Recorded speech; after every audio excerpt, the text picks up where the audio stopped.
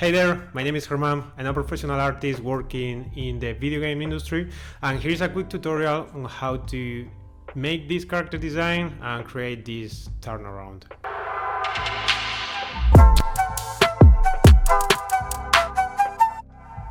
During the process of this video, I will be using this tablet that Huion sent me to review, which, by the way, thank you so much, Huion, for this amazing gift. In order to create this animated turnaround, first we have to design our character. I need to go for some references or some kind of element to use as a starting point for this design, preferably from the fridge. Here we go. I will use this as a reference for this design. Before jumping into Photoshop, I'm going to make some stupid doodles on paper. Most of the time, this is the way that I like to start before jumping into digital. I like to explore ideas using traditional media. And sausages have a very simple shape, so this will be a matter of playing around with these, twisting the shapes, trying to look for different ways of combining these elements, maybe even adding a bump, like if it was some kind of hot dog. Playing around with this, like I'm going to try to keep it simple, so it doesn't go super far. Like I'm going to add like many different elements to it. Like I'm going to keep it mostly about the sausage. But yeah, like I'm going to add like just a couple of things that are familiar with this, but I won't get too far. Sometimes the first sketch you make is the right one, but that's not the case most of the time. So you need to kind of clear your mind by drawing a lot of sketches, emptying your mind from these first more boring ideas. Because in the end, this stage of sketching is just playing around with the idea that you have in mind and looking for variation and creating different options and just messing around with this and going in the direction that you find more interesting. But to do this, you have to draw and you have to make these variations to begin with. And in this case, I think that this will be my preference for the final design.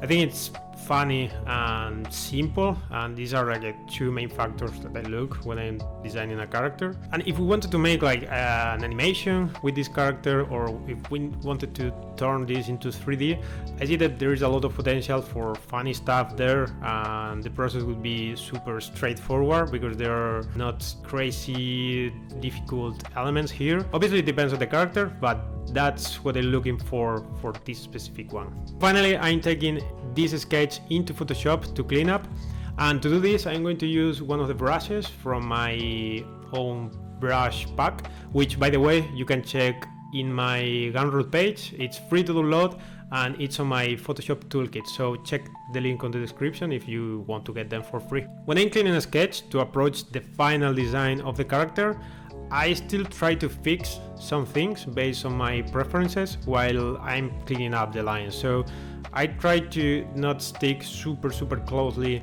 to the sketch that I have produced. I try to always think a little bit more about the design and fix some things, because once the line art is finished, that's it, we have our design there.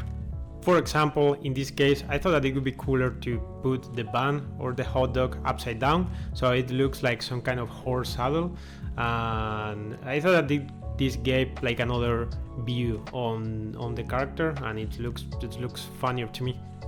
Most of the time in a production for a video game or an animation TV show, we present some final designs, and for the sake of this tutorial I'm going to focus on just one character, the one that I chose, so we will go for it till the end. I've done this second pass to the sketch to fix some elements, and cleaning up the lines is a super boring step, so here it is, finished. I have cleaned lines, and now it's time to add some flat colors to these designs. And as well, to speed up this process, I'm using actions from my Photoshop toolkit that I mentioned before. This will help me to fill the characters with flat colors. There are not many elements in this character, so we just need two predominant colors for a final look. And now to the fun part, rotating the character. First step, add some horizontal lines as a reference for the different elements of the character. This first pass of the turnaround, draw it super rough and start with the front and side view. So you can have like an overall perception of how your character will look in the 3D space, and this will need some iteration because you're going to need to fix some shapes and volumes to figure it out how it really looks in 3D. The minimum for a turnaround are back, front and side view, but for the purposes of this tutorial I'm going to add at least a couple of 3/4 view from the back and from the front. The more views you make, the easier it's going to be to perceive this character in 3D, but it's going to be super time consuming, which is something that in production you won't do. Usually you will go for a front, back and side view, and then probably you will add some feedback on the first passes of the 3D model and stuff like that. So that would be quicker than just doing like a turnaround with 6 different views and perspective views. Once you think that the rough of the turnaround is done, just go press the magic button in Photoshop to render the line art of the turnaround, and we're done. And just kidding, time to clean up these dirty lines, which I'm going to speed up because it's going to be quite boring. Now once you have the line art, we have to repeat the same process that we did with the concept to add the colors. And again, I'm going to speed up this process because it's quite straightforward. It's going to be just adding the colors to every one of these views, the same way I did with the concept. So now it's time to animate the turnaround. For this, take all of the views, put them in the same spot, and duplicate some of these, like the side view and the 3/4, and flip horizontal so you have the whole loop for the turnaround. Yeah, just when you create these frames in Photoshop, select the duration of them, play around with it a little bit and to see what works for you. Once that's done, press play and check how the animation looks.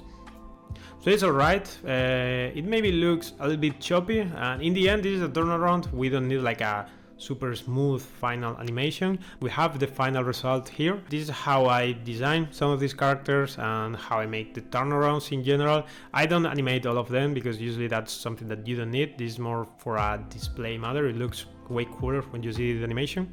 And a good thing about animating your turnaround is that it's easier to double check if something looks weird. If you need to fix some things about the turnaround, you can do it from here in this animation stage, where it's easier to move back and forward and you are able to see how everything moves. In general, when you're working with a character for a 3D model, that's something that you don't need to be 100% precise on how it translates. You just need some guidelines and some references for the 3D artists, and they will have, it will depend on the production, they will have a little bit more freedom interpreting your concept into 3D, and then maybe later you can step up and add some feedback to that 3D, and that's usually how it works. You don't need to be 100% perfect and precise from the beginning.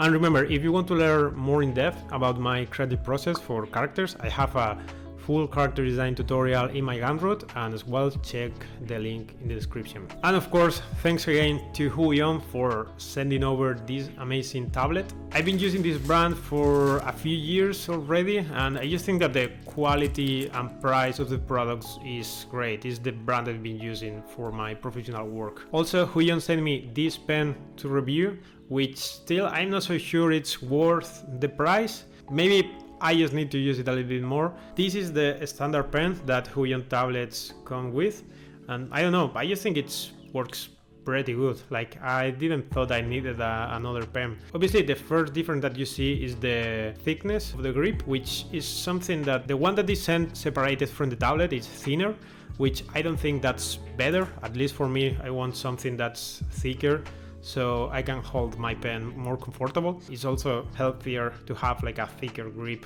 for your hand, so you don't have to press too much your fingers.